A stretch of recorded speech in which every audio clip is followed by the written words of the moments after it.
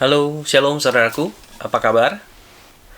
Mungkin sebagian besar dari kita hari-hari ini tidak punya keberanian yang cukup untuk berkata baik atas pertanyaan yang baru saya sampaikan. Dunia hari-hari ini sedang berada dalam sebuah kondisi yang tidak terlalu mengenakan. Pandemi yang melanda seluruh dunia membawa manusia masuk ke dalam fase kehidupan yang berbeda dari biasanya. Rasa takut, cemas, khawatir mulai berdatangan, dan ini menghimpit kehidupan manusia hari-hari ini. Bayangan mereka yang gelap tentang masa depan, ketakutan mereka yang gelap akan mimpi-mimpi mereka mulai datang dan bermunculan, saudaraku. Apakah perasaan takut, khawatir berdosa?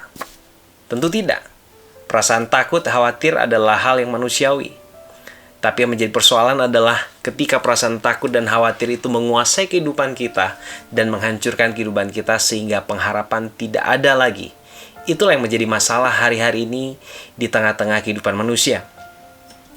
Firman Tuhan mengingatkan kita tentang hal yang sederhana sekali.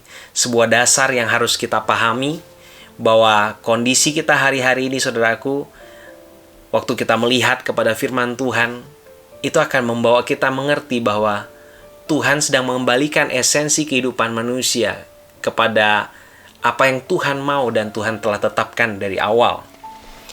Lukas 12 ayat yang ke-22 hingga 34 bercerita tentang hal kekhawatiran. Sebuah firman yang mungkin sering kita dengar atau bahkan sering orang percaya, orang Kristen baca. Tapi tahukah kita bahwa hari ini firman itu sedang mengajar kita sesuatu yang penting kita ingat kembali, supaya waktu kita menyelaraskan pikiran kita kepada Allah, niscaya bahwa di tengah pandemi hari-hari ini yang kita alami, kita tetap berdiri kuat, kita tetap kedapatan sebagai orang yang dapat menang, karena kita melakukan dan mengerti pemikiran Allah dan apa yang Allah ingin untuk kita lakukan. Firman Tuhan dalam Lukas berkata, "Bukankah hidupmu lebih penting daripada makanan? Dan bukankah tubuhmu lebih penting daripada pakaian?"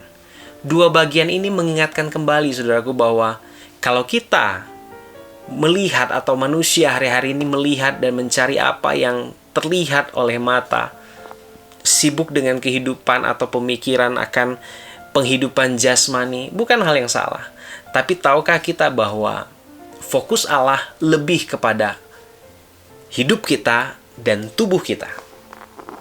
Kalau hari-hari ini rasa takut yang besar menghimpit kita, sehingga membuat kita semakin terfokus akan kebutuhan kita, ayo kita merubah kembali cara pandang kita, merubah kembali pemikiran kita, selaraskan dengan apa yang Tuhan mau.